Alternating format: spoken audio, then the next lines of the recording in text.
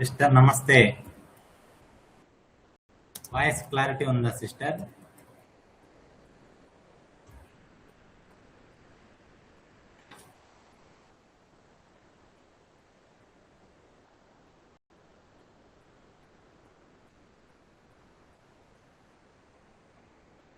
Voice clarity ఉందా?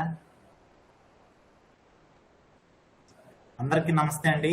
అందరూ భోంచేస్తారా? Voice clarity ఉందా? ఓకే అండి. రాజు గారు నమస్తే. సరే, లేట్ చేయకుండా మనం సెషన్ స్టార్ట్ చేద్దామండి. కొంచెం స్కూల్లో వర్క్ ఉండడం వల్ల 2 క్లాసులు తీసుకోలేకపోయాను, బట్ రేపు కంప్లీట్ చేద్దాం. ఫస్ట్ క్వశ్చన్ చూడండి సార్. జైన మతంలో గుర్తించబడిన జీవ ఉనికి యొక్క 4 ప్రధాన రూపాలలో క్రింది వాటిలో ఏది చేర్చబడలేదు అన్నాడు. ఓకేనా, జాగ్రత్తగా చూడండి. ఏది చేర్చబడలేదు అన్నాడు. ఓకేనా,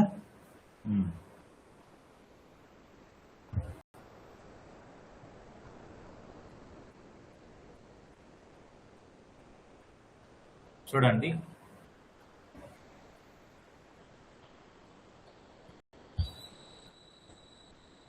సో పోల్ ఇస్తాను.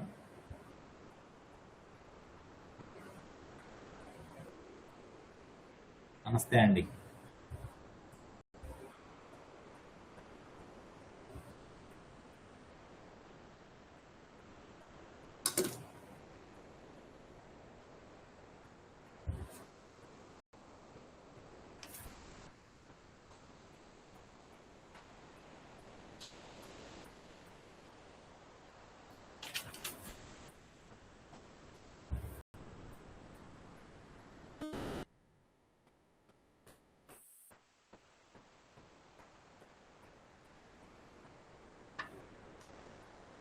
ఓకే అండి, ఒక్కరు ఆన్సర్ చేశారు అంతే అండి. అందరూ ఆన్సర్ చేయండి సార్. సో కరెక్ట్ ఆన్సర్ అయితే 2 అండి. యక్ష అనేది చేర్చబడలేదు. సో జైన మతంలో గుర్తించబడిన జీవ ఉనికి యొక్క 4 ప్రధాన రూపాలు అన్నారు కదండి. మరి జైన మతం అంటే మనందరికీ తెలిసిందే. ఓకేనా, జైన మతం గురించి మనందరికీ తెలిసిందే. అయితే ఈ జైన మతంలో ఎన్ని ఉన్నాయి? 4 ప్రధాన రూపాలు ఉన్నాయి. జీవ ఉనికి రూపాలు ఎన్ని అంటే 4. జీవ ఉనికి రూపాలు 4 అండి. మరి ఈ 4 ఏంటంటే చాలా జాగ్రత్త చూడండి. ఒకటి ఏంటి అంటే దేవతలు. ఓకేనా, దాన్ని మనం గాడ్స్ అని పిలుస్తాం. 2 నరకులు అంటే రాక్షసులు కదా, డెమాన్స్ అని పిలుస్తాం. ఈ నరకులు లేదా దైత్యులు అని కూడా పిలుస్తారు వీళ్ళని, రాక్షసులు. అలాగే నెంబర్ 3 మానవులు అంటే హ్యూమన్స్. ఓకేనా. అలాగే నెంబర్ 4 వచ్చి ఏమంటారు? తిర్యంచులు అంటారు. తిర్యంచులు అంటే ఇస్ నథింగ్ బట్ జంతువులు లేదా మొక్కలు. ఈ 4 రూపాలు ఉన్నాయండి. అంటే మనకు దేవతలు ఉంది, మనుషులు ఉన్నారు, తిర్యంచ అంటే జంతువులు లేదా మొక్కలు ఉన్నాయి, ఇంకోటి రాక్షసులు ఉన్నారు. యక్ష అనే దాని గురించి డెమి గాడ్స్ అంటారు. యక్ష అనేది దాన్ని అయితే మనకు చెప్పలేదు. ఈ 4 జైన మతంలో ఉన్నటువంటి రూపాలుగా చెప్పారు. సో జైన మతంలో ఉన్నటువంటి రూపాలు దేవతలు, నరకులు, మానవులు, తిర్యంచులు. ఓకేనా, ఇది బాగా గుర్తుపెట్టుకోవాలి. ఓకేనా. అలాగే జైన మతంలో 2 ప్రధాన వర్గాలు ఉన్నాయండి. 2 ప్రధాన వర్గాలు ఉన్నాయి. ఆ ప్రధాన వర్గాలు ఏంటివి? జైన మతంలో ఉన్న 2 ప్రధాన వర్గాలు ఏంటంటే, 1 జీవ, 2 అజీవ అండి. జీవ అంటే ఏంటి? ఆత్మ ఉన్నది అని అర్థం. అజీవ అంటే ఆత్మ లేనిది అని. ఇలా 2 వర్గాలు ఉన్నాయి. ఓకేనా. అలాగే వీళ్ళు దేని నమ్ముతారు? ప్రధానంగా ప్రతి జీవికి ఆత్మ ఉంటుంది అని నమ్ముతారు. ప్రతి జీవికి ఆత్మ ఉంది. అందుకే వాళ్ళు చీమకు కూడా హాని చేయరు. వాళ్ళు హాని చేయరు అనమాట. ఓకేనా, చాలా చివరికి నీరు, గాలికి కూడా ఆత్మ ఉంది అని జైన మతాలు నమ్ముతారు. ఓకేనా. అలాగే వీళ్ళకు ప్రధానంగా ఏంటంటే కర్మ సిద్ధాంతాన్ని వీళ్ళు బాగా నమ్ముతారు. అంటే మనం ఏది చేస్తే మనకు అది తిరిగి వస్తుంది అని. దీని ఆధారంగానే, ఈ కర్మ సిద్ధాంతం యొక్క ఆధారంగానే పునర్జన్మ ఉంటుంది అని చెప్పి వీళ్ళు బలంగా నమ్ముతారు. పునర్జన్మ ఉంటుందని నమ్ముతారు అన్నమాట వీళ్ళు. ఓకేనా, ఇది గుర్తుపెట్టుకోండి.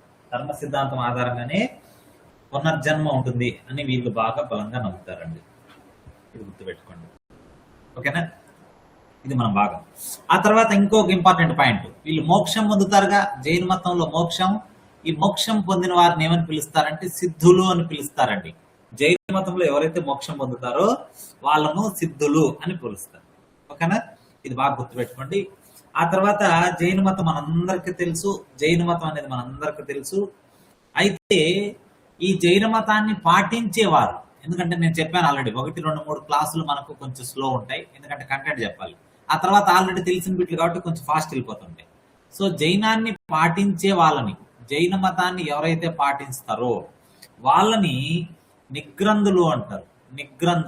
నిగ్రంథులు అంటారు, లేదా వాళ్ళనే శ్రమణులు అనే పేరుతో కూడా పిలుస్తారు. నిగ్రంథులు లేదా శ్రమణులు అనేటువంటి పేరుతో కూడా వీళ్ళని పిలుస్తారు. ఓకేనా, అయితే మనం ఇది బౌద్ధం కన్నా ప్రాచీనమైనది, ఇది మనందరికీ తెలుసు. జైనం అనేది బౌద్ధం కన్నా ప్రాచీనమైనది. అలాగే మనకు షోడశ మహాజనపదాలు ఉన్నాయండి. షోడశ మహాజనపదాలు అంటే ఎన్ని 16 రాజ్యాలు. ఇందులో లిచ్చవి అనేటువంటి రాజ్యం అధికారికంగా జైనాన్ని గుర్తించింది. ఇప్పుడు పాకిస్తాన్ అధికారిక మతం ఏది? ఇస్లాం కదా. అలా జైన మతాన్ని అధికారికంగా గుర్తించింది ఏదంటే లిచ్చవి.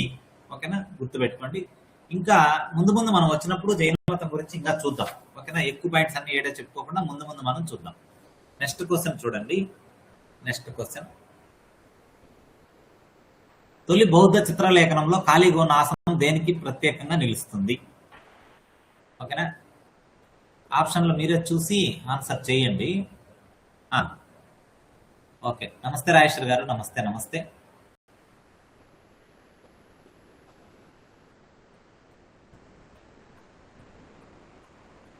పోల్ ఇస్తున్నాను, ఆన్సర్ చేయండి.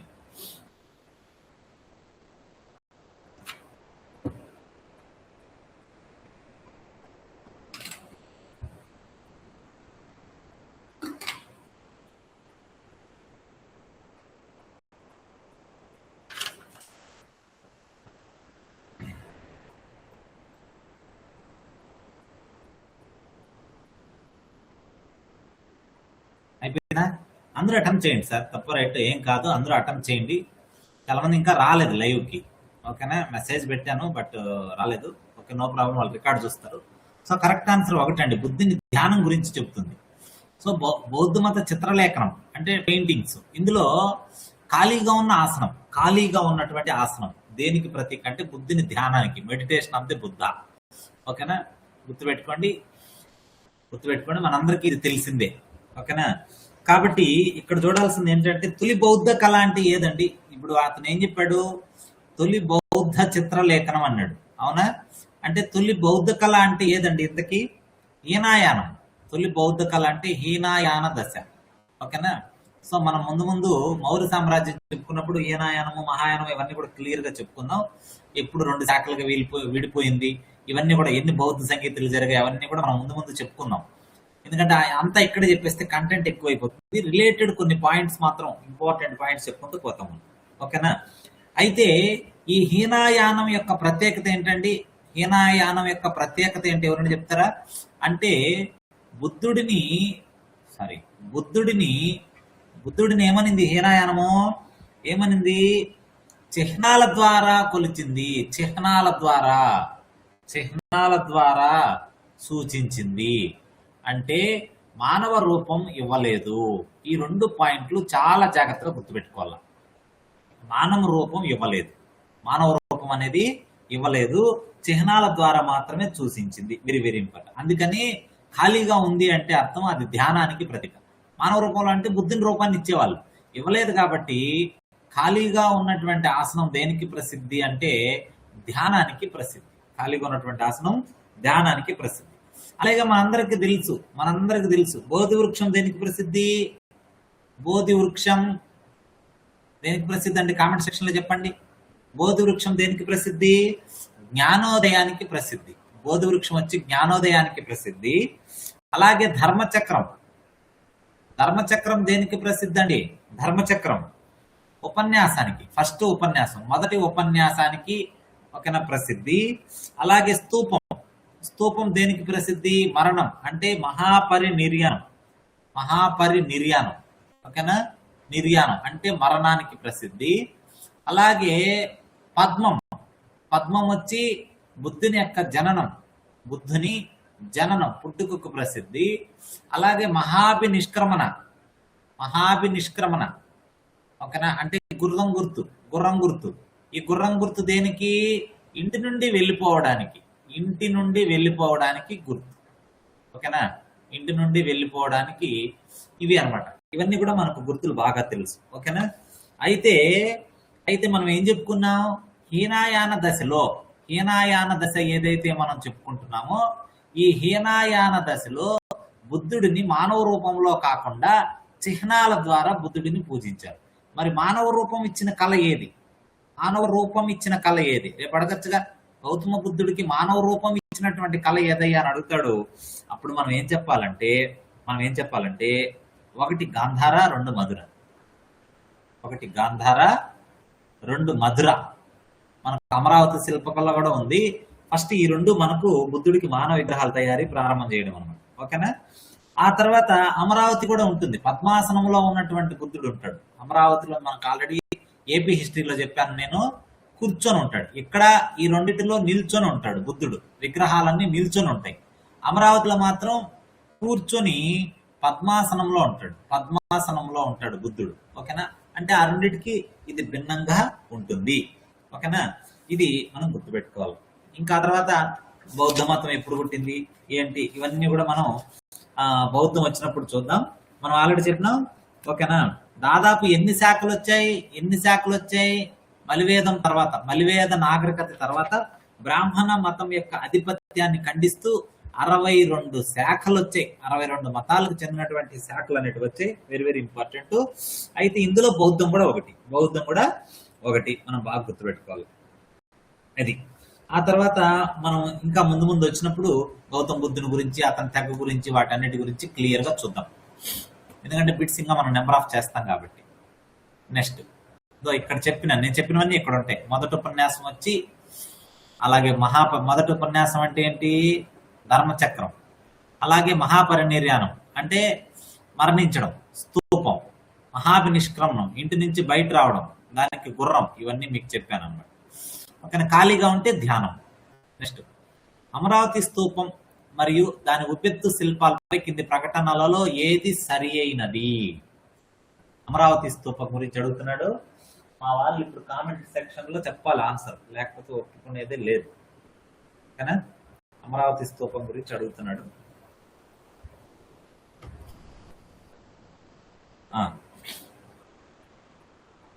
ఎందుకంటే వీళ్ళకు చాలా నేర్పించా నేను. Super sister, super. మంజుశ్రీ.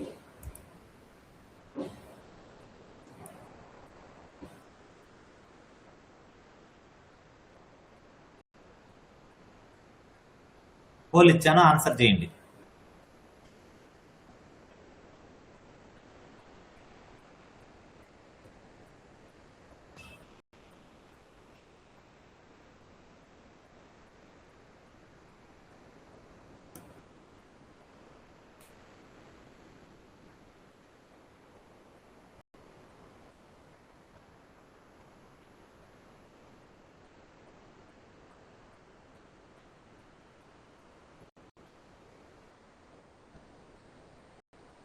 ఓకేనా. సరే చూద్దాం, ఇప్పుడు చూద్దాం ఏంటి అని. సో కరెక్ట్ ఆన్సర్ ఏంటంటే 1 మరియు 3 అన్నాడు. చూద్దాం. ఇది దిగువ కృష్ణా నది లోయలో ఉంది, మనందరూ తెలుసు ఓకేనా. గుంటూరు దగ్గర ఉంటుంది మనకు అమరావతి, కృష్ణా నది లోయలో ఉంది. కరెక్ట్. 3 ఏమన్నాడు? అమరావతి శిల్పకళా శైలి తర్వాత కాలపు దక్షిణ భారత శిల్పకళపై చెరగని ముద్ర వేసింది. అవును కదా. ఎందుకు? గాంధార, మధుర ఈ రెండు కూడా ఉత్తర భారతదేశానికి చెందినవైతే అమరావతి మాత్రం ఏమంటున్నాడు? దక్షిణ భారతదేశంలో ముద్ర వేసింది. దీని యొక్క శిల్పకళాఖండాలు శ్రీలంక మరియు ఆగ్నేయ ఆసియా దేశాలకు తీసుకెళ్లబడ్డాయి. కరెక్టే కదా. మనం ఆల్రెడీ అశోకుడు కూడా చెప్పుకున్నాం, తన కుమారుడు మరియు కుమార్తెను ఏం చేశాడు? బౌద్ధ మతం ప్రచారం కోసం శ్రీలంకకు ఆగ్నేయ ఆసియా దేశాలకు పంపించాడు. కాబట్టి 3 కరెక్ట్. రెండవది తప్పు అంటున్నాడు. యాజ్ పర్ ఇక్కడ ఇచ్చిన ఇన్ఫర్మేషన్ ప్రకారం భారతదేశంలో పరిమాణంలో ఇది సాంచి స్తూపం తర్వాత రెండో స్థానంలో ఉంది అన్నాడు కదా, ఇది తప్పు. ఓకేనా, మనం చూద్దాం. ఎందుకంటే ఇక్కడ అమరావతి స్తూపం ఎవరు కనుక్కున్నారండి? అమరావతి స్తూపాన్ని కనుగొన్నది ఎవరు? కల్నల్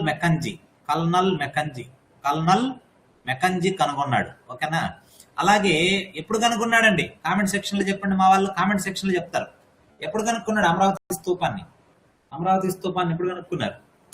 ఎవరైనా చెప్తారా? అమరావతి స్తూపాన్ని ఎప్పుడు కనుక్కున్నారు? కల్నల్ మెకంజీ ఎప్పుడు కనుక్కున్నాడు చెప్పాలి మీరు. మీకు అందరికి తెలుసు, సంవత్సరం చాలా ఇంపార్టెంట్. లైవ్ లో ఉన్న వాళ్ళందరూ కూడా ఆన్సర్ చేయాలి. ఓకేనా, నాగసుబ్రహ్మణ్యం గారు నమస్తే అండి. నమస్తే సిస్టర్. అమరావతి స్తూపాన్ని ఎప్పుడు కనుక్కున్నారు? కల్నల్ మెకంజీ ఏ సంవత్సరంలో కనుక్కున్నాడు?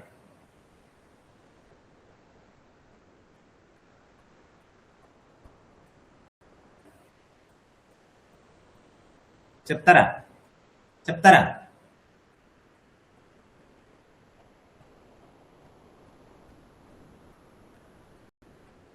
చెప్పాలి మీరే, ఎందుకంటే చాలా ఇంపార్టెంట్ అని చెప్పాను. ఇయర్ మీకు నెంబర్ ఆఫ్ టైమ్స్ చెప్పించాను. ఆ తర్వాత అమరావతి స్తూపం అనేది మనం ఏం చెప్పుకున్నాం? శాతవాహనుల కాలంలో గౌతమిపుత్ర శాతకర్ణి అని ఒక రాజు ఉంటాడు. గౌతమిపుత్ర శాతకర్ణికి ఎవరు? అతని కుమారుడు వాసిష్ఠిపుత్ర పులోమావి అనేటువంటి ఒక కుమారుడు ఉంటాడు గౌతమిపుత్ర శాతకర్ణికి. ఇతను ఈ వాసిష్ఠిపుత్ర పులోమావి శకులను ఎదుర్కోలేక వీళ్ళ దెబ్బకు ఇతను పారిపోతాడు. ఎక్కడికి పారిపోతాడు? మన అమరావతికి వచ్చేస్తాడు. ఈ అమరావతి నగర నిర్మాణం కూడా ఇతనే చేపట్టాడని, ఇతని కాలంలోనే అమరావతి స్తూపం కూడా నిర్మించబడిందని చెప్తారు. ఓకేనా, అలాగే ఈ అమరావతి స్తూపాన్ని బాగు చేయమని, పాడైపోతున్నటువంటి అమరావతి స్తూపాన్ని బాగు చేయమని ఏం చేస్తారు? అశోకుడు ఒక బౌద్ధ భిక్షువుని పంపుతాడు. ఆయన పేరు ఎవరైనా చెప్తారండి? తెలిసిన వాళ్ళు ఎవరైనా చెప్తారా? అశోకుడు పంపించినటువంటి ఆ బౌద్ధ భిక్షువు పేరు ఏం పేరు అంటే మహదేవ భిక్షువు. ఇవన్నీ మీకు శాతవాహనులు చెప్పినప్పుడు మా వాళ్ళకు పాత స్టూడెంట్స్ కు చాలా క్లియర్ గా చెప్పారు. ఇతనే తొలి బౌద్ధ సన్యాసి మన ఏపీలో తొలి బౌద్ధ సన్యాసి. ఎందుకు వచ్చాడు ఇతను? అమరావతి స్తూపాన్ని బాగు చేయడానికి వచ్చాడు. ఆ తర్వాత నేనేం చెప్పాను? ఇతను వచ్చి అమరావతి స్తూపం దగ్గర ఏం చేశాడంటే బుద్ధుని యొక్క అస్థికలు ఉంటాయి కదా, ఎముకలు, ఆ ఎముకల్ని ఏం చేశాడంటే చూర్ణం చేసి, ఓకేనా, ఒక ఎముక తీసుకొచ్చి దాన్ని చూర్ణం చేసి అక్కడ నిక్షిప్తం చేయడం వల్ల దాన్ని ఏమని పిలుస్తారు? ధాతు గర్భం అని పిలుస్తారు. ధాతు గర్భాలు ఏంటంటే స్తూపాల్లో రకాలు ఉంటాయి. మళ్ళీ ఇవన్నీ ఉద్దేశికాలు, పారిభోజికాలు, ధాతు గర్భాలని అవన్నీ ముందు వచ్చినప్పుడు చెప్తాం.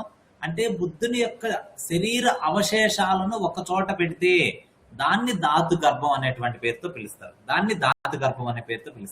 అలా చేసింది ఎవరంటే మహాదేవ భిక్షు. అయితే ఇదే అమరావతి స్తూపానికి చుట్టూ రాతి ప్రాకారం కట్టింది ఎవరు? రాతి ప్రాకారం. మా వాళ్ళు ఎవరు? అందరూ సైలెంట్ లో ఉన్నారు. చాలా మంది ఈరోజు రాలేదు క్లాస్కి. ఎందుకో ఓకేనా, ఏం వర్క్ లో ఉన్నారో అర్థం కాలేదు. రాతి ప్రాకారం కట్టి ప్రేమమ్మ నమస్తే, అనిల్ గారు నమస్తే, నాగసుబ్రహ్మణ్యం గారు నమస్తే సార్. 1797 అంత టైం పట్టిందా సిస్టర్ మీకు? Okay, super. సో 1797లో మెకంజీ కనుక్కున్నాడు. రాతి ప్రాకారాన్ని కట్టింది ఎవరంటే ఆచార్య నాగార్జునుడు. అమరావతి స్తూపం చుట్టూ రాతి ప్రాకారాన్ని కట్టింది ఎవరంటే ఆచార్య నాగార్జున. మరి ఇతనికి ధన సాయం చేసింది ఎవరు? ఆచార్య నాగార్జునుడికి ధన సాయం చేసింది ఎవరంటే యజ్ఞశ్రీ. ఓకేనా, అమరావతి స్తూపం మీద బిట్టు లేకుండా క్వశ్చనే ఉండదు శాతవాహనులు, బాగా గుర్తుపెట్టుకోండి, చాలా ఇంపార్టెంట్.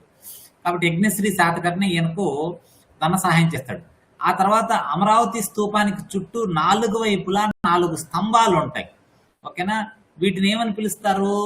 ఆయక స్తంభాలు అనే పేరుతో పిలుస్తారు. దేనికి ఫేమస్ ఇవి ఆయక స్తంభాలు? దేనికి ప్రసిద్ధి? ఒక్కొక్క ఆయక స్తంభం మీద పంచ కళ్యాణాలు ఉంటాయి. ప్రపంచంలో మరి ఏ స్తూపానికి కూడా ఈ ప్రత్యేకత లేదు. కేవలం మన అమరావతి స్తూపానికి మాత్రమే ఈ ప్రత్యేకత ఉంది. పంచ కళ్యాణాలు అంటే బుద్ధుని యొక్క జీవిత విశేషాలు. జననం, ఇంటి నుండి వెళ్ళిపోవడం, అలాగే ధ్యానం, రాగి చెట్టు కింద బోధి వృక్షం కింద ధ్యానం, అలాగే బోధన, ఫస్ట్ ఉపదేశం లేదా బోధన, మరణం. ఈ 5ంటికి సంబంధించినటువంటి చిహ్నాలు. అతని యొక్క జననానికి సంబంధించి పద్మము, అలాగే ఇంటి నుంచి వెళ్ళిపోయినందుకు గుర్తుగా గుర్రము, అలాగే మహాభినిష్క్రమణ అంటారు. ధ్యానము అంటే జ్ఞానోదయం అయింది కదా, దానికి చిహ్నంగా బోధి వృక్షము, అలాగే బోధించినందుకు గుర్తుగా ధర్మచక్రము, ధర్మచక్ర పరివర్తనం. మరణానికి గుర్తుగా స్తూపం. ఓకేనా? ఇవన్నీ ఈ పంచ కళ్యాణాలు ఒక్కొక్క స్తంభం మీద ఉంటాయి. ఒక్కొక్క స్తంభం మీద పంచ కళ్యాణాలు అనేటివి చెక్కబడి ఉంటాయి. అలాగే అమరావతి స్తూపానికి గర్భవ్యాసం ఎంత, అండవ్యాసం ఎంత ఎవరు చెప్తారు? అండవ్యాసం ఎంత? ఓకేనా? మీటర్స్ లో చెప్పాలి. సో 162 మీటర్లు, 142 మీటర్లు. దీనికి కోడ్ కూడా మీకు చెప్పాను. మీకు కోడ్ ఏం చెప్పాను? ఒక అద్భుతమైన కోడ్తో గుర్తుపెట్టుకోమన్నాను. గర్భం అంటే 9 నెలల గర్భం అంటాం. ఇవన్నీ యాడ్ చేస్తే 9 రావాలి. 1 + 6 + 2 = 9. ఓకేనా? ఇది గర్భం. తర్వాత ఇది అండవ్యాసం. ఇది బాగా గుర్తుపెట్టుకోండి. ఇది అమరావతి స్తూపానికి సంబంధించినటువంటి ఇన్ఫర్మేషన్. ఓకేనా?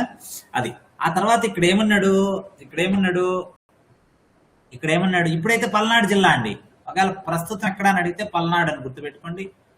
ఓకేనా? ఆ తర్వాత ఏంటంటే మీరు గుర్తుపెట్టుకోవాల్సింది, భారతదేశంలో పెద్ద స్తూపం ఏది? ప్రాచీనమైనటువంటి స్తూపం ఏది? అలాగే ఆంధ్రప్రదేశ్లో పెద్ద స్తూపం ఏది? ప్రాచీనమైనటువంటి స్తూపం ఏది? గుర్తుపెట్టుకోవాలి. సో భారతదేశంలో పెద్దది మనం సాంచి అంటాం. ప్రాచీనం అడిగితే పిప్రవాహ అంటాం. బాగా గుర్తుపెట్టుకోవాల, పిప్రవాహ అంటాం. అదే ఆంధ్రప్రదేశ్లో పెద్దదంటే అమరావతి అంటాం. ప్రాచీనమైన అడిగితే భట్టిప్రోలు అంటాం. మీకు ఒక అద్భుతమైన కోడ్ చెప్పా. ఇది గుర్తుపెట్టుకున్నాను. ఇవన్నీ మర్చిపోతారని కన్ఫ్యూజ్ కాకుండా నేనేం చెప్పా? ప్రాచీనమైందిలో ప్రా ఉంది. సో మనం రాసే ప్రతి దాంట్లోనూ ప్రా ఉంటుంది. పిప్రా ప్రా ఉంది. బట్టి ప్రో ప్రా ఉంది. సో బట్టి ప్రోలు మన ఆంధ్రప్రదేశ్లో ప్రాచీనమైంది. భారతదేశంలో పిప్రవాహ ప్రాచీనంలో ప్రా ఉంది. ఈ పెద్ద దాంట్లో ప్రా లేదు. మనం రాసే వాటిల్లో కూడా ప్రా ఉండదు. సో భారతదేశంలో సాంచి, అమరావతి. కానీ ఇక్కడ ఏమంటాడు వాడు? ఇది మరమ్మతులు చేయక ముందు అమరావతి స్తూపానికి చాలా మరమ్మతులు చేశారు. డ్యామేజ్ అయింది కదా, చేయక ముందు సాంచి కంటే పెద్దదంట. ఓకేనా? సాంచి కంటే కూడా ఇదే పెద్దదంట. ఇది గుర్తుపెట్టుకోండి. ఆ తర్వాత అమరావతి స్తూపాన్ని పాలరాయితో కట్టారు కదా. ఎలాంటి పాలరాయి అంటే, పాలరాతిలో మళ్ళీ రకాలు ఉన్నాయి. ఎలాంటి పాలరాయి అని అడిగితే శ్వేతవర్ణ పాలరాయి అంటే తెల్లని పాలరాయి. ఎర్రరాయి, పచ్చరాలు ఉన్నాయి, ఎర్రరాలు ఉన్నాయి. ఇదైతే శ్వేతవర్ణ పాలరాయి అని మీరు గుర్తుపెట్టుకోవాలి. ఓకేనా? ఇది గుర్తుపెట్టుకోండి అంతే. నెక్స్ట్ 4వ ప్రశ్న చూడండి.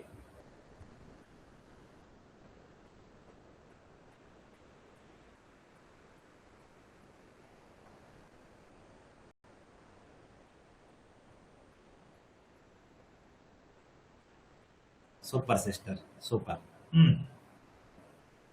అప్పుడే పెట్టేశారా? నేనే చూసుకోలేదా? Okay sister. గౌతమ బుద్ధుడు మొదటి మతోపన్యాసమును డాష్ ప్రదేశమును ఉపదేశించను. ఓకేనా? పోలిస్తున్నాను.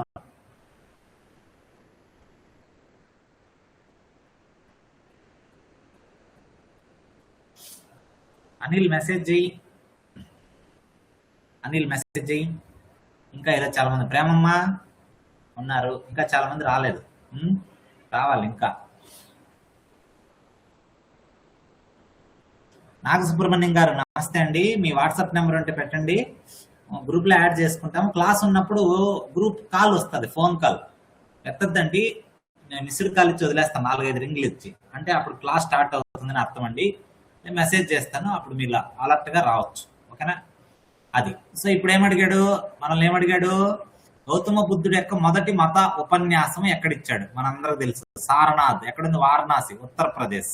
ఓకేనా? సారనాథ్ మనందరికి తెలుసు. ఇదే సారనాథ్ నుండి ఏం తీసుకున్నారు? ఏం తీసుకున్నారు?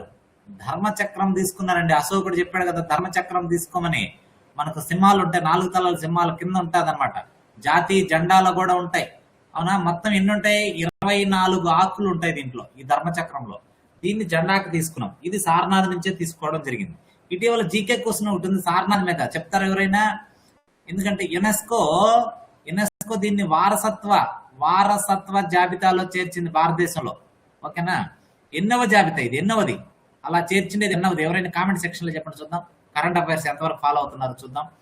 ఓకేనా? ఇది జాగ్రత్తగా చూసుకోండి. సారనాథ్ వారణాసి దగ్గర బుద్ధుడు తనకు జ్ఞానం దాదాపు 42 రోజులు బోధి వృక్షం కింద ధ్యానం చేసిన తర్వాత తనకు జ్ఞానోదయం కలిగితే తన తెలుసుకున్నటువంటి ఆ సత్యాన్ని ఎంతమందికి? ఒక 5 మంది శిష్యులకు బోధిస్తాడు ఫస్ట్. ఎంతమందికి? 5 మంది శిష్యులకు సారనాథ్ వద్ద బుద్ధుడు బోధించడం జరుగుతుంది, ఉత్తరప్రదేశ్ వారణాసిలో. ఓకేనా? Very very important. ఇక్కడే బుద్ధుడు చెప్పినటువంటి విషయాలు ఏంటివి? బుద్ధుడు చెప్పినటువంటి విషయాలు ఏంటంటే రెండు చాలా ఇంపార్టెంట్. ఫస్ట్ది ఆర్య సత్యాలు అంటారు. బుద్ధుడు చెప్పినటువంటివి ఆర్య సత్యాలు అంటారు. రెండో దాన్ని అష్టాంగ మార్గాలు అంటారు. అష్టాంగ మార్గాలు. ఓకేనా? బుద్ధుడు చెప్పినటువంటివి ఏంటివి? ఆర్య సత్యాలు 4, అష్టాంగ అంటే 8 మార్గాలు. వాటన్నిటి గురించి చెప్తే ఇప్పుడు లాగ్ అయిపోతుంది. దీని మీద క్వశ్చన్ వచ్చినప్పుడు మళ్ళీ చెప్పుకుందాం. మనం క్వశ్చన్ వచ్చినప్పుడు మళ్ళీ చెప్పుకుందాం. ఈ 2 కూడా చెప్పాడు అనమాట. ఓకేనా? Very very important. ఆ తర్వాత ఇక్కడే సంఘం అనేటువంటి ప్రస్తావన కూడా మనం తెస్తాడు ఆయన. సంఘం అనేటువంటి ప్రస్తావన ఈజ్ నథింగ్ బట్ గ్రూప్. ఓకేనా? సో మనం చెప్తాం బుద్ధం శరణం గచ్చామి, ధమ్మం శరణం గచ్చామి, సంఘం శరణం గచ్చామి అంటాం. సో అలా సంఘం అనేటువంటి మాట ఇక్కడే అతను తీసుకురావడం జరిగింది అనమాట. ఓకేనా?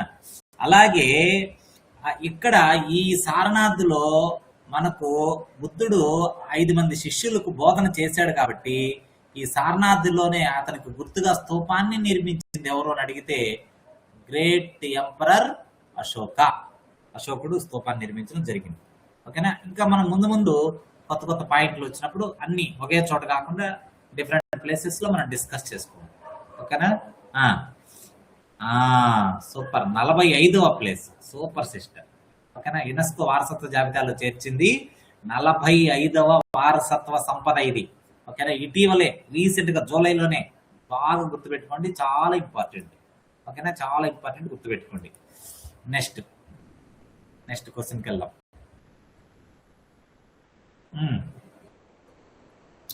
చార్వాకులు ప్రతిపాదించిన తత్వమును డాస్ అందరూ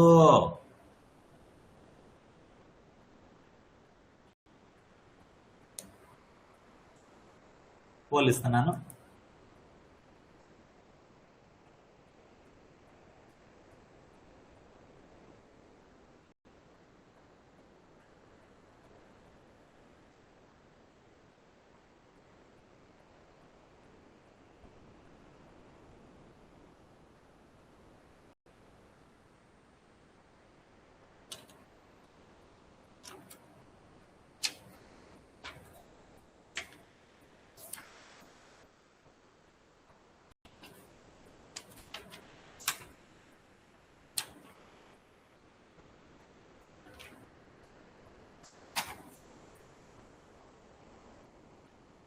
అయిపోయిందా?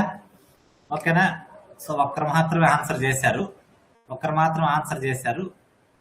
ఓకే, చూద్దాం.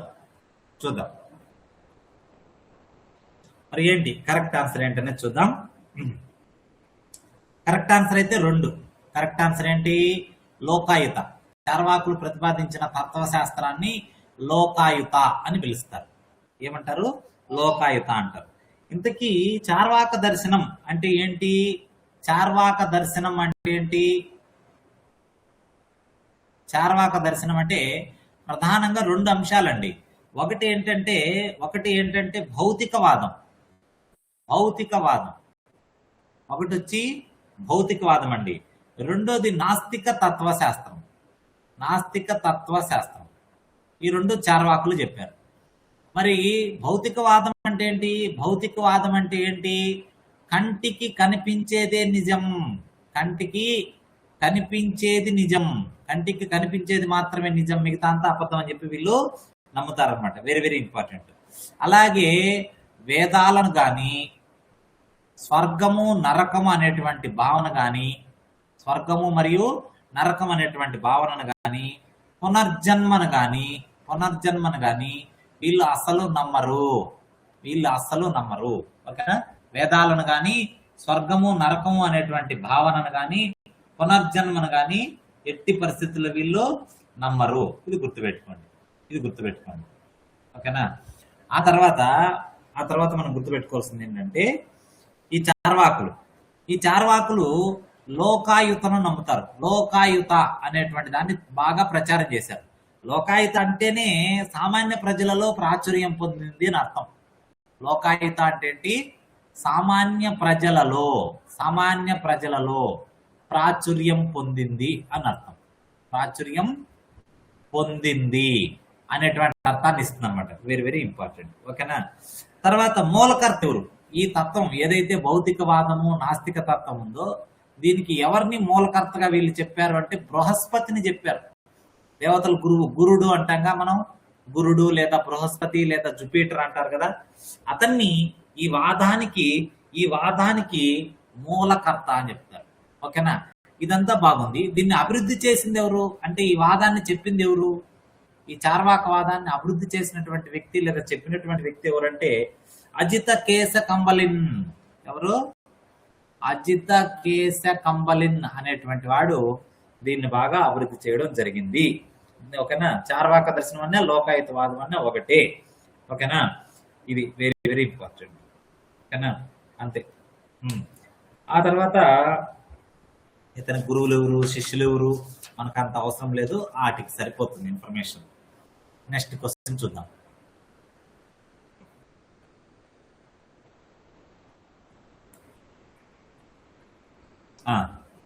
అవెస్తాను డాష్ భాషలో రాసిరి.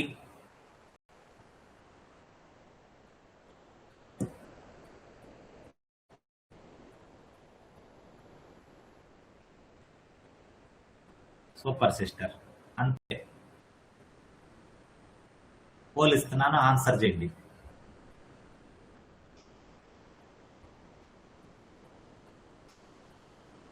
రాజు గారు, నాగసుబ్రహ్మణ్యం అని వచ్చారు, మీ వాళ్ళైనా వెళ్ళిపోయారు. ఓకేనా? రికార్డెడ్ క్లాస్ అయినా వినమనండి సార్, ఒకవేళ టైం లేకపోతే. ఓకేనా? మనం ఎందుకంటే వాల్యుబుల్ కంటెంట్ ఇస్తున్నాం ప్రీవియస్ క్వశ్చన్స్ తో కూడా, కాబట్టి జాగ్రత్తగా రికార్డెడ్ అయినా వినమనండి సార్. టైం ఉంటే ఉండమనండి. 1-2 రోజులు ఉంటే వాళ్ళకి మజా అర్థమవుతుంది. లేదు టైం లేకపోతే వాళ్ళని రికార్డెడ్ అయినా వినమనండి. ఓకేనా? అది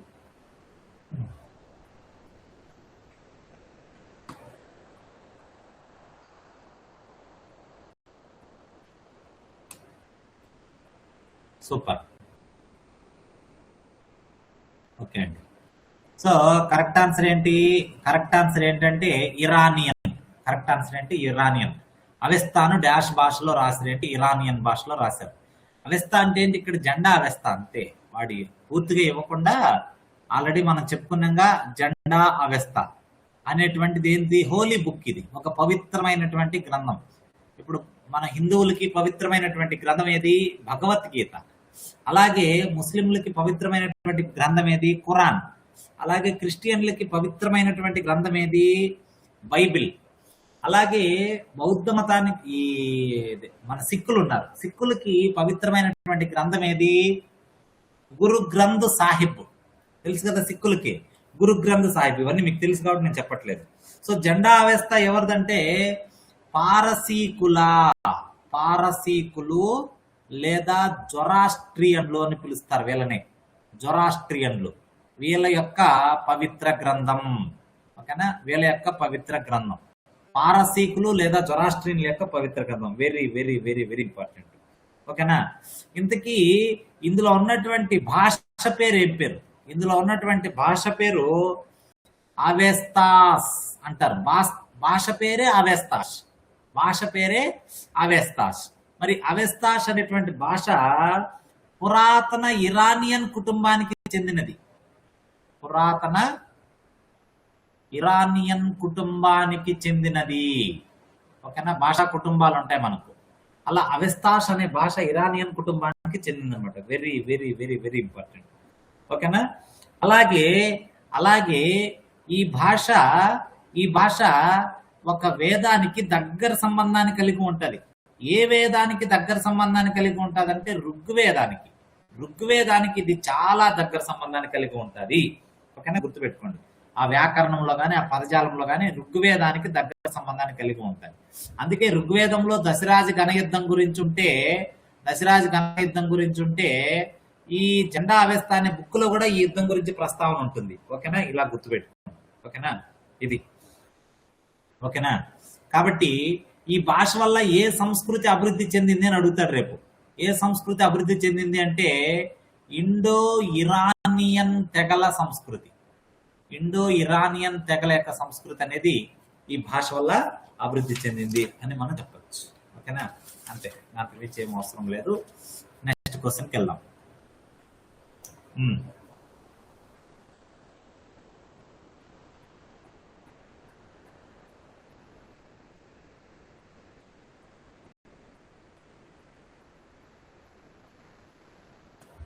పోల్ ఇస్తాను, ఆన్సర్ చేయండి. మీకు తెలిసింది ఇది.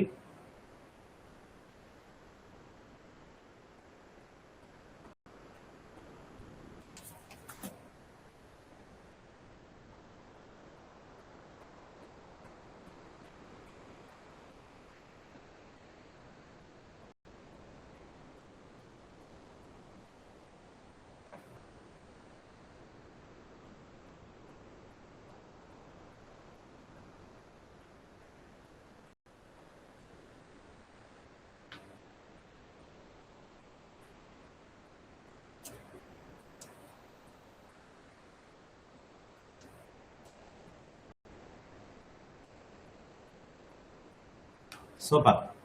ఓకేనా, ఇద్దరే ఆన్సర్ చేశారండి. అందరూ ఆన్సర్ చేయాలి. ఓకేనా. సో కరెక్ట్ ఆన్సర్ ఏంటంటే 4, వర్తమాన మహావీరుడు. మీకు ఆన్సర్ తెలిసిపోతుందిగా, ఇబ్బంది లేదు. సరే, మొత్తానికి 24వ తీర్థంకరుడు అని చెప్పి అన్నారు. మరి ఏంటి తీర్థంకరుడు అంటే అర్థం ఏంటి? జైన మత గురువుని ఏమంటారు? తీర్థంకరుడు అనేటువంటి పేరుతో పిలుస్తారు. ఓకేనా, వెరీ వెరీ ఇంపార్టెంట్. మరి దీని అర్థం ఏంటి? దీని ఇంకా మరొక అర్థం ఏంటి అని అడిగితే, ఓకేనా, వారధిని నిర్మించినవాడు అని అర్థం వస్తుంది. వారధిని నిర్మించినవాడు. ఓకేనా, వారధిని నిర్మించినవాడు అనేటువంటి అర్థం వస్తుంది. అలాగే మార్గాన్ని చూపేవాడు అనేటువంటి అర్థం కూడా వస్తుంది అనమాట. Very very important. టోటల్ ఈ జైన సాహిత్యం ప్రకారం టోటల్ తీర్థంకరులు ఎంతమంది? 24 మంది తీర్థంకరులు ఉంటారు. జైన సాహిత్యం ప్రకారం టోటల్ ఎంతమంది ఉంటారంటే 24 తీర్థంకరులు ఉంటారు అన్నమాట. ఓకేనా. అయితే 1 to 22 చారిత్రక ఆధారాలు లేవు. మనం చెప్తాం కానీ పెద్దగా చారిత్రక ఆధారాలు అనేవి 1 నుంచి 22 మంది వరకు కూడా లేదు. ఓకేనా. అయితే 23, 24 మంది సంబంధించినటువంటి ఆధారాలు ఉన్నాయి. ఓకేనా. సో 23, 24 సంబంధించినటువంటి ఆధారాలు ఉన్నాయి. వీళ్ళంతా కూడా క్షత్రియ కులానికి చెందిన వాళ్ళు చెప్తారు. వీళ్ళందరూ కూడా క్షత్రియులే అని చెప్తారు అనమాట. ఓకేనా. ఆ తర్వాత ఋగ్వేదం అనేది మనం తీసుకుంటే, ఏ వేదము? ఋగ్వేదం మనం గాన జాగ్రత్తగా చూస్తే తొలి వేదం అంటారు దీన్ని. ఈ ఋగ్వేదంలో ఎవరి పేరుంది? వృషభనాథుడి పేరుంది. మీకు కోడ్ కూడా చెప్పాను అప్పుడే. ఏమని? మా వాళ్ళకు కంటెంట్ చెప్పాడు. ఋగ్వేదంలో రూ ఉంది, వృషభనాథుల్లో రూ ఉంది. వృషభనాథుడి పేరుంది. అలాగే అరిష్టనేమి లేదా నేమినాథుడు, ఈయన పేరు కూడా ఉంది ఋగ్వేదంలో. సో ఎవరెవరు పేర్లు ఉన్నాయని అడిగితే, ఎవరి పేర్లు ఉన్నాయి? వృషభనాథుడు, అరిష్టనేమి లేదా నేమినాథుడు, వీళ్ళిద్దరు పేర్లు కూడా ఋగ్వేదంలో ఉన్నాయి. అలాగే విష్ణు పురాణంలో భాగవత పురాణంలో విష్ణు భాగవత పురాణాలు మనం తీసుకున్నప్పుడు, పురాణాలు మొత్తం 18 అని మీకు చెప్పేసాను కోడు. ఓకేనా. ఇక్కడ వృషభనాథుని గురించి ఇక్కడ కూడా ఉంది. కానీ ఇతను ఏం చెప్పారు వీళ్ళు? నారాయణుని అవతారం అని చెప్పారు. నారాయణుని అవతారమే వృషభనాథుడు అని చెప్పి వీళ్ళు చెప్పడం జరిగిందన్నమాట. ఓకేనా. మరి అరిష్టనేమి ఎవరంటే కృష్ణుడు బంధువు అని చెప్పారు. ఈ పురాణాల్లోనే అరిష్టనేమిని కృష్ణుని బంధువు అని చెప్పి వీళ్ళు చెప్పడం జరిగింది.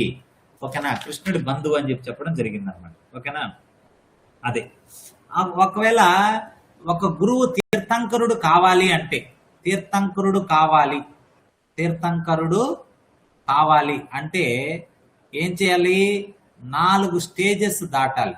4 దశలను దాటితే 4 స్టేజెస్ దాటాలి. అప్పుడు మాత్రమే అతన్ని తీర్థంకరుడుగా ఒప్పుకుంటారు.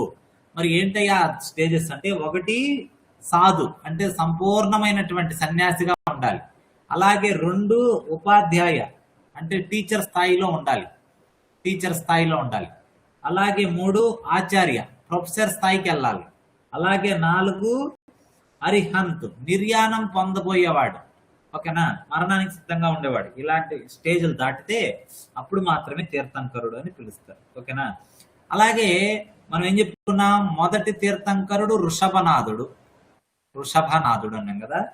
ఇతని యొక్క చిహ్నం ఏంటంటే పేర్లోనేది వృషభం. ఇతని యొక్క చిహ్నం ఏంటి? వృషభం. ఓకేనా, వెరీ వెరీ ఇంపార్టెంట్. వృషభం అనేటువంటి పేరుతో పిలుస్తారు. అలాగే 23వ వాడు ఏం చెప్పాం మనము? పార్శ్వనాథుడు. 24వ వాడు వచ్చి వర్తమాన మహావీరుడు. మరి పార్శ్వనాథుడికి ఏంటంటే పేర్లోనే ఉంది. ఇతని చిహ్నం వచ్చి పాము. అదే వర్తమాన మహావీరుడు యొక్క చిహ్నం ఏంటంటే సింహం. ఈ చిహ్నాలు కూడా గుర్తుపెట్టుకోండి. వర్తమాన మహావీరుడు యొక్క సింహము, పార్శ్వనాథుడికి పాము, వృషభనాథుడికి అయితే వృషభం, ఎద్దు అనేది చిహ్నాలుగా ఉంటాయి. ఓకేనా, అది. నెక్స్ట్ 8వ క్వశ్చన్కి ఆన్సర్ చేయండి.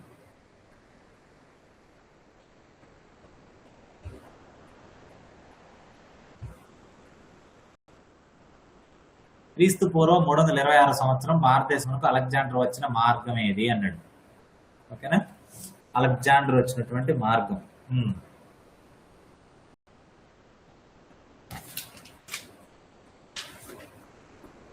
పోలిస్తున్నాను, ఆన్సర్ చేయండి.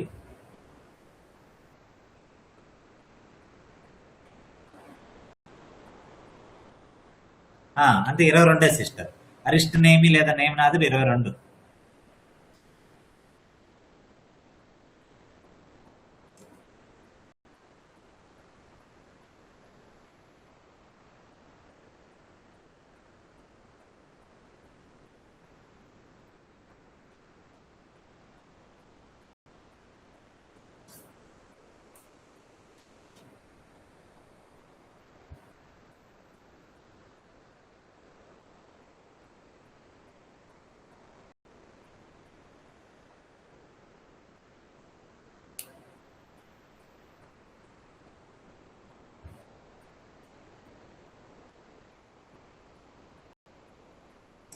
పోల్ రాలేదా?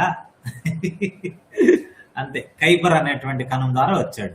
ఓకేనా, కైబర్ అనేటువంటి కణం ద్వారా వచ్చాడు. కరెక్ట్ ఆన్సర్ అయితే 3, 8వ దానికి. ఓకేనా, ఇక్కడ చూడండి, మన భారతదేశాన్ని ఇలా గీసుకున్నప్పుడు, ఓకేనా, ఒకప్పుడు పాకిస్తాన్ భాగంగా ఉండేది కదా మనలోనే. బంగ్లాదేశ్, పాకిస్తాను, శ్రీలంక, మయన్మార్ ఇవన్నీ కూడా మనమే భారతదేశంలో. ఇక్కడ ఆఫ్ఘనిస్తాన్ అనుకోండి, ఇక్కడ ఆఫ్ఘనిస్తాన్ అనుకుంటే ఇక్కడి నుంచి ఇక్కడ హిందూకుష్ పర్వతాలు అనేటివి ఉంటాయి. ఏం పర్వతాలు? హిందూకుష్ పర్వతాలు.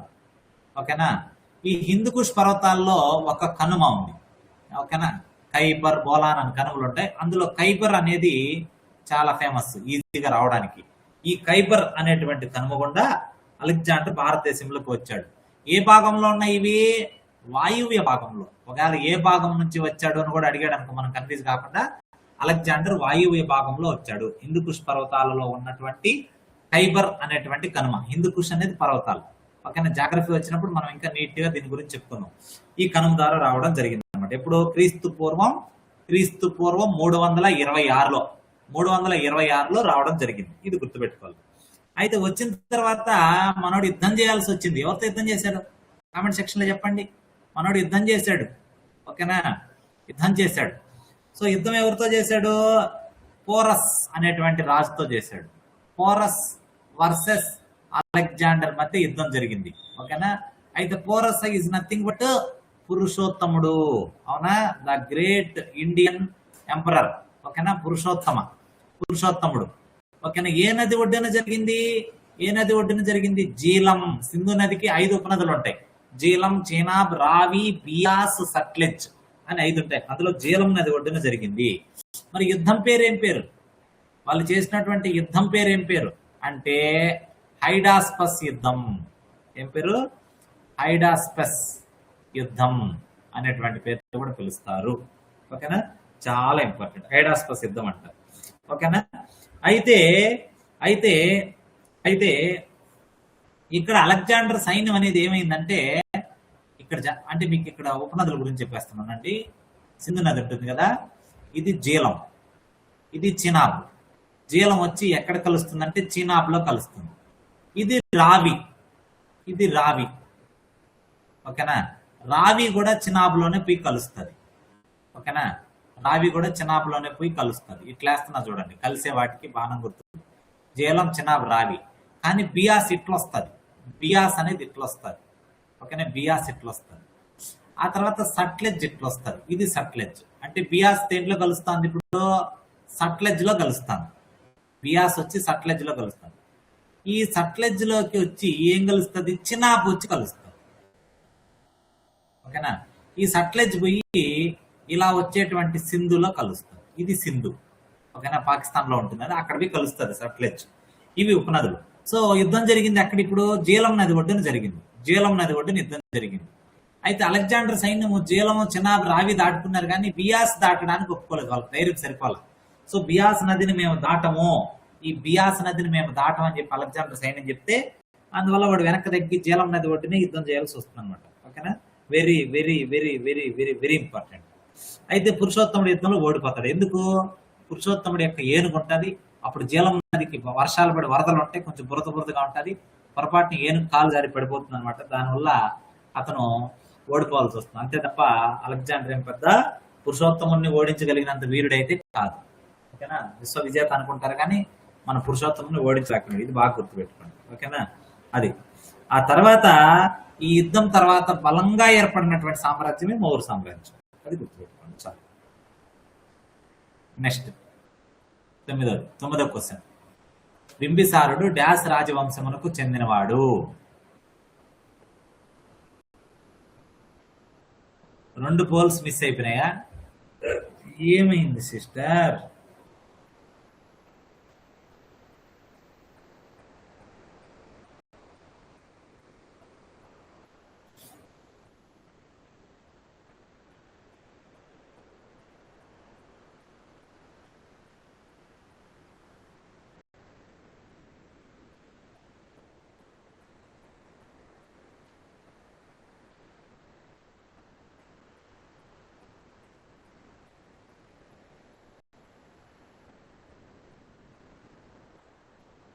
ఓకే, ఒక్కరెవరు అటెంప్ట్ చేయలేదు.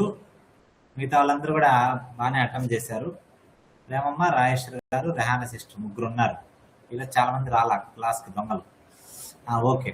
సో బింబిసారుడు అంటే ఏ వంశానికి చెందినవాడు? హరియంక వంశానికి చెందినటువంటి వాడు. ఓకేనా? హరియంక వంశం.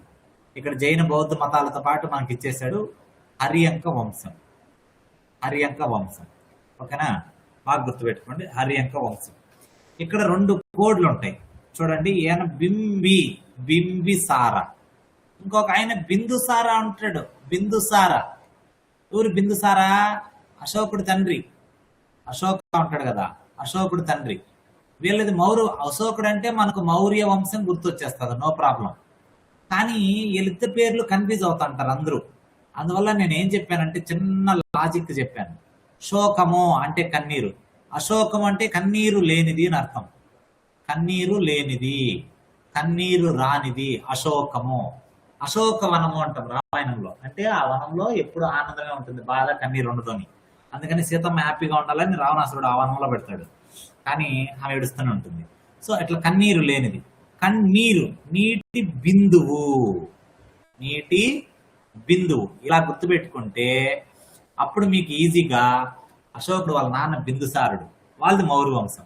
ఆటోమేటిక్గా బింబి అంటే ఇంకా మీకు ఏ వంశం గుర్తొస్తుంది? హర్యంక వంశం అనేది గుర్తొస్తుంది. ఓకేనా, very very very very very important. అయితే ఇతని యొక్క సామ్రాజ్యం ఏది? బింబిసారుడి యొక్క సామ్రాజ్యం ఏది? బింబిసారుడి యొక్క సామ్రాజ్యం ఏది? మగధ. మగధ నేలినటువంటి గొప్ప రాజు. మరి ఇతని సమకాలికులు ఎవరు? ఎవరని చెప్తారా? బింబిసారుడి యొక్క సమకాలికులు ఇద్దరే. ఒకరేమో వర్తమాన మహావీరుడు, జైన మతానికి చెందిన ఆయన. ఇంకొక ఆయన గౌతమ బుద్ధుడు, బౌద్ధ మతానికి. అంటే రెండు మతాలు స్థాపించినటువంటి స్థాపకులు ఎవరికి? బింబిసారునికి సమపాలకులు. అయితే ఇతను రాజ్య విస్తరణ ఎలా చేశాడు? ఎలా చేశాడంటే వివాహ సంబంధాల ద్వారా చేశాడు. మన శాతవాహనంలో కూడా చూస్తాం కదా, మొదటి శాతకర్ణి గురించి అలా, శ్రీముఖుడు గురించి అలా వివాహ సంబంధాల ద్వారా చేశారు. అయితే ఎవరెవరినంటే అప్పట్లో కొన్ని షోడశ మహాజనపదాలు ఉంటాయి కదా, అందులో ముఖ్యంగా కోసల అనేటువంటి జనపదం, లిచ్చవి, ఇదే కదా జైన మతాన్ని అధికారికంగా ప్రకటించింది, లిచ్చవి అనే జనపదం. ఇటువంటి జనపదాల నుంచి ప్రధానంగా ఇతను ఏం చేశాడు? వివాహ సంబంధాల ద్వారా తన రాజ్యాన్ని విస్తరించాలని చూశాడు. ఓకేనా. తర్వాత బింబిసార కుమారుడు ఎవరు? అజాతశత్రువు. ఓకేనా. సో మొదటి బౌద్ధ సంగీతి జరుగుతుంది, బౌద్ధ మతం వచ్చినప్పుడు చెప్తాను ఇతని కాలంలో. ఓకేనా. ఆ తర్వాత ఈ బిందుసారుడికి ఒక బిరుదు ఉంది. ఇతనికి ఉన్నటువంటి బిరుదు ఏంటయ్యా అంటే సేనియా. ఓకేనా. ఏంటి సేనియా అంటే? శాశ్వత సైన్యాన్ని నిర్వహించిన మొదటి రాజు. వెరీ వెరీ ఇంపార్టెంట్, గుర్తుపెట్టుకుంటే రేపు అడుగుతాడు. భారతదేశ చరిత్రలో శాశ్వత సైన్యం నిర్వహించిన మొదటి రాజు ఎవరు అని అడుగుతాడు. ఓకేనా. శాశ్వత సైన్యం నిర్వహించిన మొదటి రాజు ఎవరయ్యా అని అడుగుతాడు. మనం ఏం చెప్పాలా? ఆ తర్వాత సిద్ధ సైన్యం పేరుతో అల్లావుద్దీన్ ఖిల్జీ కూడా మెయింటైన్ చేస్తాడు. ఓకేనా. కానీ మొదటి రాజు ఎవరు అని అడిగితే మనం ఎక్కడికి వెళ్ళాలి? బింబిసారుడి దగ్గరికి వెళ్ళాలి. ఆ తర్వాత మగధను పరిపాలించినటువంటి రాజవంశాలు మనం చెప్పుకున్నాం కదా. అయితే ఈ హర్యాంక వంశానికి మాత్రం ఒక పేరుంది. మొదటి జాగ్రత్త చూడండి, ఇక్కడ ఇంకో పాయింట్ చెప్పేస్తున్నాం, పని అయిపోతుంది. మగధ అన్నాం కదా, ఈ మగధను పాలించిన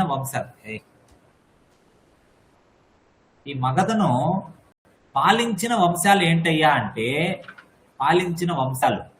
నెంబర్ 1 వచ్చి బృహద్రథ వంశం పేరు కాదు, బృహద్రథ వంశం అంటారు వంశం. రెండోది హర్యంక వంశం, ఇప్పుడు మనం చెప్పాం కదా బింబిసారుడని, హర్యంక వంశం. మూడోది శిశునాగ వంశం. ఓకేనా. నాలుగోది నందవంశం. ఈ 4 రాజవంశాలు మగధను పరిపాలిస్తాయి. ఈ హర్యంక వంశానికి చెందినవాడు ఇతను. అయితే వీళ్ళ రాజుల వరుసక్రమం చూస్తే ఫస్ట్ బింబి కొడుకు మనం ఇందాక చెప్పుకున్నాం అజాతశత్రువు కొడుకు ఉదయనుడు. ఓకేనా. ఉదయనుడు లేదా ఉదయభద్ర ఎక్కడనే పెట్టుకోవచ్చు. ఈయన కొడుకు నాగదాసకుడు. అయితే వీళ్ళ పని ఏంటంటే అప్పని లేపేయడం రాజు అయిపోవడం, ఇదే పని వీళ్ళకు. అందుకే వీళ్ళ వంశాన్ని పితృహంతకులతో కూడిన వంశం అని పిలుస్తారు. తండ్రిని చంపి రాజులు అవుతారు కాబట్టి పితృహంతకులతో కూడినటువంటి వంశం అని వీళ్ళ వంశానికి పేరు. ఓకేనా. ఇంకా చెప్పుకుంటూ పోతే ఎంతైనా వస్తుంది, మళ్ళీ ముందు మనం చూద్దాం. ఓకేనా. Next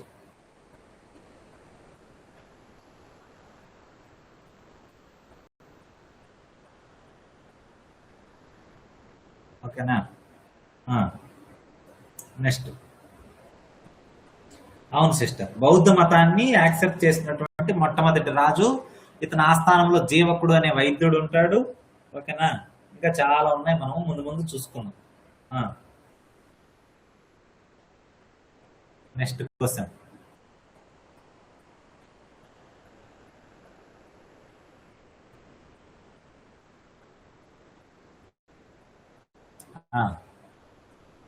before BCE. ఓకేనా. 600 ప్రాంతంలో మగధకి రాజధానిగా ఉండి చుట్టూరు 5 కొండలతో సహజ రక్షణ కలిగి ఉండేది ఏది? మగధకు రాజధాని. సింపుల్ క్వశ్చన్ అడిగాడు, సింపుల్ క్వశ్చన్ అడిగేశాడు. ఓకేనా, పోలిస్తున్నాను, ఆన్సర్ చేయండి.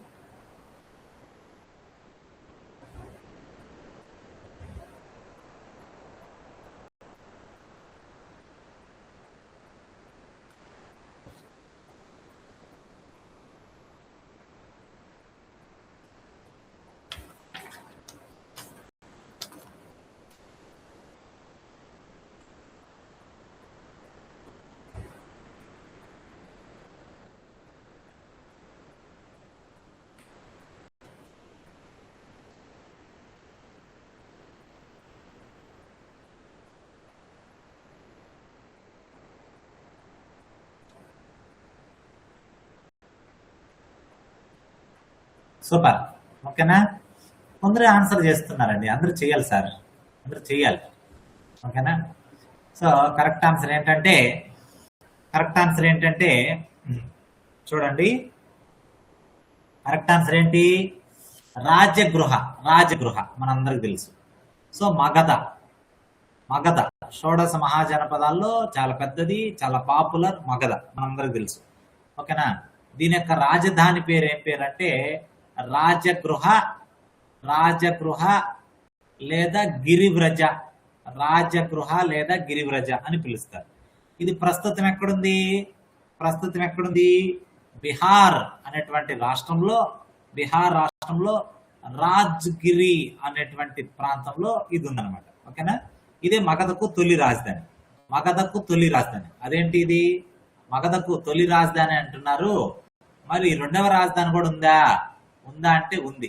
ఓకేనా, మగధకు రెండవ రాజధాని ఏదంటే పాటలీపుత్ర. ఓకేనా, సో రాజగృహ నుండి పాటలీపుత్రకు మార్చింది ఎవరు? ఉదయనుడు. ఓకేనా, ఎక్కడి నుంచి ఎక్కడి వరకు? రాజగృహ నుండి పాటలీపుత్రానికి రాజధానిని మార్చేశాడు. ఇది గుర్తుపెట్టుకోండి. ఆ తర్వాత మనం ఏం చెప్పుకున్నాం? మగధ 5 కొండల మధ్య ఉంటుంది అని చెప్పాం.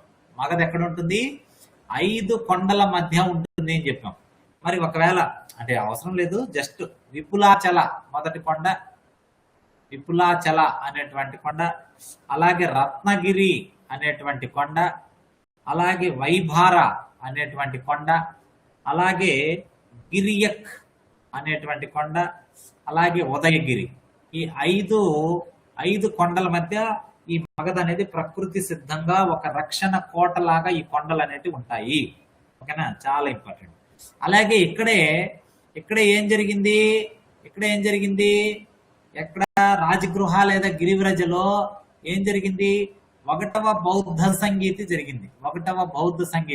ఆ సంగీతులు వచ్చినప్పుడు మనం వాటి గురించి ఎవరు అటెండ్ అయ్యారు, ఏం జరిగింది అనేది మళ్ళీ అక్కడ చూద్దాం. ఓకేనా, 1వ బౌద్ధ సంగీతం అనేది జరిగింది క్రీస్తు పూర్వం 483లో. ఓకేనా, ఒకవేళ ఒక గుహ అడిగితే ఏ గుహలో జరిగింది? ఓకేనా, రాజగృహ ఓకే, కానీ ఒక గుహలో జరిగింది. దాని పేరు సప్తపర్ణి గుహ అనేటువంటి ఒక గుహలో జరిగింది. అప్పుడు రాజు ఎవరు అంటే అజాత శత్రువు. మగధ కంటే అజాత శత్రువు రాజుగా ఉండేవాడు.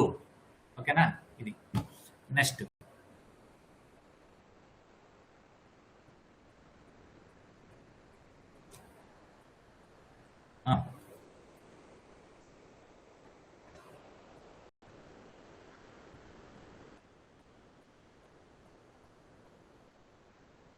పోలిస్తున్నాను, ఆన్సర్ చేయండి.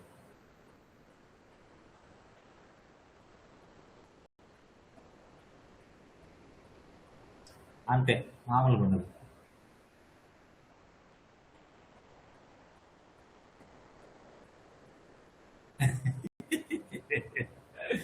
ఇదేం క్వశ్చన్? జూనియర్ లెక్చరర్ 2025లో అడిగిన క్వశ్చన్ సిస్టర్. జేఎల్కి వచ్చింది ఇది. జేఎల్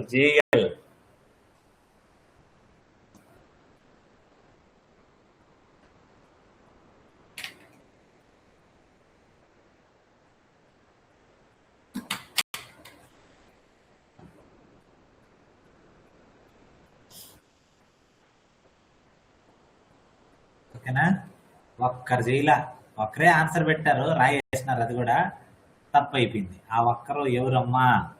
పేరు చెప్పండి అమ్మా. ఓకేనా? సో కోలియా అంటే రామ్గ్రామ్. ఏంటి? రామ్గ్రామ్ అంటారంట. మల్ల తెలుసు కదా మనకు. మల్ల కుసీనర పావాపురి అంటాం కదా. కుసీనర పావాపురి అంటాం. ఓకేనా? సో మల్ల ఆ తర్వాత లిచ్చావి కూడా మనకు తెలుసుగా, వైశాలి అని. లిచ్చావి రాకుమార్తె వైశాలి. అలాగే వైదేహి మిథిల. ఓకేనా? వైదేహి అని పిలుస్తారు సీతను. సీతం ముందుగా ఆ సీతమ్మకు మరొక పేరు వైదేహి, దాన్ని విదేహ అంటారు. మిథిలా నగరం, జనక మహారాజు. ఓకేనా? ఈ మూడు తెలిసినవే. మల్లాకు కుసీనర పావాపురి, లిచ్చావికైతే వైశాలి. ఇదంతా తెలిసిందేగా మనకు. తెలీదా సిస్టర్? ఓకేనా? అది మనం గుర్తుపెట్టుకోవాల్సింది. మొత్తానికి ఏంటంటే ఇక్కడ మనకు షోడశ మహాజనపదాలు ఉన్నాయి. అవి మీకు చెప్పమంటే చెప్తా, బట్ నా ఉద్దేశం ఏంటంటే అంత అవసరం లేదు అని. సరే, ఒక్కసారి మీ అందరి సంతోషం కోసం చెప్పేస్తా, ఇంట్రెస్ట్ ఉండే వాళ్ళు నేర్చుకొని. మనందరికి తెలుసు షోడశ మహాజనపదాలు అంటే 16 రాజ్యాలు, 16 పెద్ద రాజ్యాలు. వాటిని ఏమని పిలుస్తారు? షోడశ మహాజన పదాలు అనేటువంటి పేరుతో పిలుస్తారు. అవునా? ఇప్పుడు ఫస్ట్ ఏంటి? మగధకు రాజధాని ఏది? ఇందాక చెప్పుకున్నాం మనం, రాజగృహ లేదా గిరివ్రజం. ఆ తర్వాత పాటలీపుత్రానికి మారింది. అన్ని అన్నాయి. తర్వాత రెండోది ఏంటి? కాశీ. బీహార్ పక్కనే కాశీ ఉంటుంది కదా, ఉత్తరప్రదేశ్ లో. ఆ కాశీ, దానికి రాజధాని ఏది? వారణాసి. ఇప్పుడు కూడా అదే కదా మనం చెప్తాం, వారణాసి. ఓకేనా? వారణాసి పేరు విన్నాం మనం. ఆ తర్వాత మూడోది వచ్చ. ఓకేనా? వచ్చాక రాజధాని ఏది? కౌశాంబి. ఇది కూడా ఉత్తరప్రదేశే. కౌశాంబి. ఓకేనా? ఇది ఉత్తరప్రదేశే. ఆ తర్వాత పాంచాల. మామూలుగా పాంచాల రాజు అంటాం కదా. సో పాంచాల రాజు. ఓకేనా? కాబట్టి దీనికి అహిఛత్ర అనేటువంటి పేరుతో ఉంటుంది. ఇది కూడా ఉత్తరప్రదేశ్లోనే. తర్వాత అస్మక, మనందరికి తెలుసు. అస్సిక. ఓకేనా? ఎక్కడిది? మన తెలంగాణలో బోధన్ అనేటువంటి చోట. మన తెలంగాణలో బోధన్ అనే చోట. లేదా దీన్ని పౌదన్యపుర అని కూడా పిలుస్తారు. పౌదన్యపుర. ఇవన్నీ చెప్పినవే మనకు, ఇవన్నీ మనం చెప్పుకున్నవే. పౌదన్యపుర అనేటువంటి పేరుతో పిలుస్తారు. తర్వాత ఆరోది ఏంటంటే సూరసేన. ఇది 5 దాని ముందు చెప్పాయంటే సరిపోయింది, ఏం కాదులే. సూరసేన అనేది మధుర. ఇది కూడా ఉత్తరప్రదేశ్, ఎందుకంటే ఆడ కలిసిపోయింది ఇది. ఓకేనా? యూపీ నుండి 4 ఆడే కలిసిపోయింది హ్యాపీగా, ఆడికి అయిపోయింది. తర్వాత 7వది గాంధార. పాకిస్తాన్ వైపు ఉంటుంది ఇది గాంధార. దానికి రాజధాని ఏది? తక్షశిల అంటారు, లేదా దాన్ని పుష్కలావతి అని కూడా పిలుస్తారు. పుష్కలావతి అనేటువంటి పేరుతో పిలుస్తారు. ఓకేనా? తర్వాత కోసలకేంటి? ఒకటి శ్రావస్తి అని పిలవచ్చు, లేదా 8వది కదా ఇదే, లేదా కుశావతి అనే పేరుతో కూడా కోసల రాజధాని పిలవచ్చు. అలాగే 9వది ఏంటి? వజ్జి అంటే మనం ఇందాక చెప్పుకున్నదా వైశాలి. ఇది బీహార్. ఓకేనా? తర్వాత 10వది చేదికి మనం ఏం చెప్పుకున్నాం? సుత్తిమతి అని చెప్పుకున్నాం. ఇది మధ్యప్రదేశ్. ఓకేనా? తర్వాత 11 కురు. దీనికి ఏంటి? హస్తినాపురము లేదా ఇంద్రప్రస్థ. ఓకేనా? కౌరవులు పాండవుల యొక్క రాజధాని. ఓకేనా? ఇది కూడా ఉత్తరప్రదేశ్, మరి ఢిల్లీ.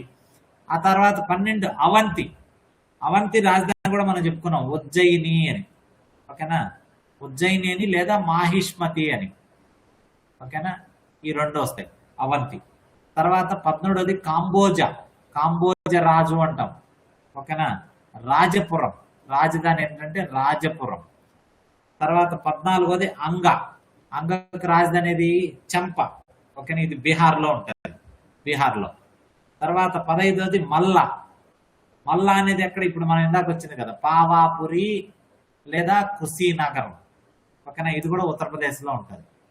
తర్వాత 16వది మత్స్యనే విరాట నగరం అని పిలుస్తాం. దీనికి రాజధాని వచ్చి విరాట నగరమే. ఎక్కడ ఉంటుంది ఇది? జైపూర్, రాజస్థాన్ ప్రాంతంలో ఇది ఉంటుంది. ఇవి షోడశ మహాజనపదాలు, వాటి రాజధానులు. దాని నుంచి మనకు క్వశ్చన్ అడిగాడు. ఓకేనా? నెక్స్ట్, 2వ సభలో జైన మత ప్రతిసూత్రాన్ని ఎక్కడ సంకలనం చేశారు? జైన మత సూత్రాన్ని అడుగుతున్నాడు, బౌద్ధం కాదు, జైనం. ఏమన్నా తొందరపడే పోలిస్తున్నా ఆన్సర్ చేయండి.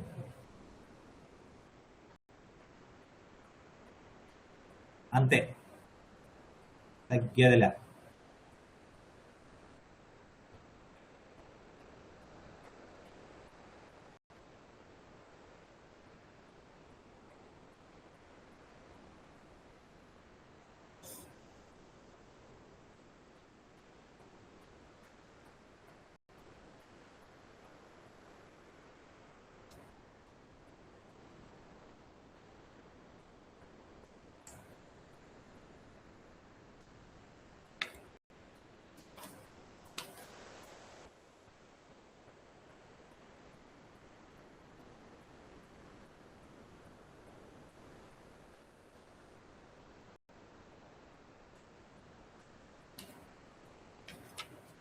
అయిపోయిందా అండి? ఆ తర్వాత కరెక్ట్ ఆన్సర్ ఏంటంటే, కరెక్ట్ ఆన్సర్ ఏంటి దీనికి? వల్లభి. 2వ జైన సంగీతం ఎక్కడ జరిగిందంటే వల్లభి అనేటువంటి ప్రాంతంలో జరిగింది. ఎక్కడుంది వల్లభి? 2వ జైన సంగీతకి సంబంధించినటువంటి వల్లభి అనేటువంటి ప్రాంతం ఎక్కడుంది? గుజరాత్ లో ఉంది. ఓకేనా? వల్లభాయ్ పటేల్ అంటారు కదా, అలా గుర్తుపెట్టుకోండి. తర్వాత క్రీస్తు శకం 5వ శతాబ్దంలో ఇది జరిగింది. 5వ శతాబ్దంలో జరిగింది. మరి దీనికి అధ్యక్షుడు ఎవరు? 2వ బౌద్ధ సంగీతకి జైన సంగీతకి అధ్యక్షుడు ఎవరు? క్షమాశ్రమణుడు, దేవర్ది క్షమాశ్రమణుడు.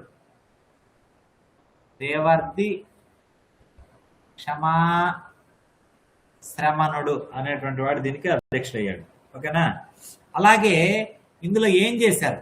ఈ సభలో ఏం చేశారంటే 12 అంగాలు, జైన మతానికి సంబంధించినటువంటి 12 అంగాలు, 12 ఉపాంగాలు సంకలనం చేశారు. అంటే రాశారు అని చెప్పొచ్చు. 12 అంగాల్ని లేదా 12 ఉపాంగాలను ఏం చేశారు?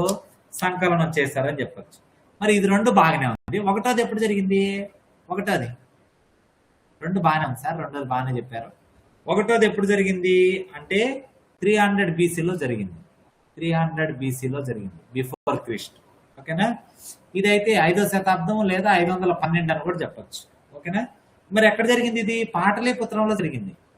ఓకేనా? పాటలీపుత్రంలో మొదటి జైన సంగీతి పాటలీపుత్రంలో జరిగింది. మరి దీనికి అధ్యక్షుడు ఎవరు?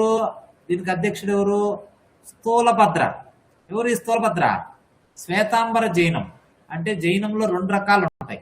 ఒకటి శ్వేతాంబర, ఇంకోటి దిగంబర అని. శ్వేతాంబర్లు అంటే తెల్లని బట్టలు ఒకటి కట్టుకుంటారు, వాళ్ళకి స్థూలభద్ర నాయకుడు. ఎటువంటి బట్టలు లేకుండా ఉండే వాళ్ళకు దిగంబర్లు అంటారు, వాళ్ళకు భద్రబాహు నాయకుడు. సో స్థూలభద్ర నాయకత్వంలో జరిగింది అనమాట. దీన్ని దిగంబరులు బహిష్కరించారు. మనం ఇందాక చెప్పాం కదా దిగంబర అంటే. సో దిగంబరులు ఏం చేశారు? బహిష్కరణ చేశారు దీన్ని. ఓకేనా? ఇది ఇంపార్టెంట్. ఓకేనా? ఇప్పుడు జైన మతస్థులు ప్రజెంట్ ఎక్కువగా ఏ రాష్ట్రంలో ఉన్నారు అని అడుగుతారు. ఎక్కువగా ఏ రాష్ట్రంలో జైన మతస్థులు ఉన్నారంటే గుజరాత్ లో ఉన్నారు. ఎక్కడున్నారు? గుజరాత్ లో ఉన్నారు, గుర్తుపెట్టుకోండి. ఓకేనా?